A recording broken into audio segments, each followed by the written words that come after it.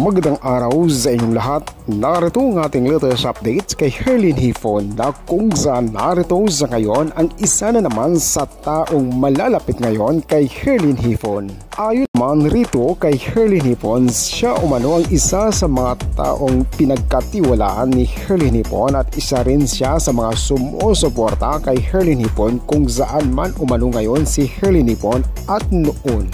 Malaki ang pagpapasalamat ngayon ni Herlin Hifon sa mga taong tudo ang suporta nito sa kanya simula noong walang-wala umano at hanggang ngayon nandyan pa rin at tudo ang suporta kay Herlin Hifon. Siya ay isa sa mga kaibigan ni Herlin Hifon na tudo ang suporta kay Herlin Hifon at hindi umano pinabayaan si Herlin Hifon sa oras ng kanyang pangangailangan at nandyan sila para suportahan umano. Maraming salamat. Yan po ang ating latest updates kay Herlin Hifon. Ako naman si Colander TV.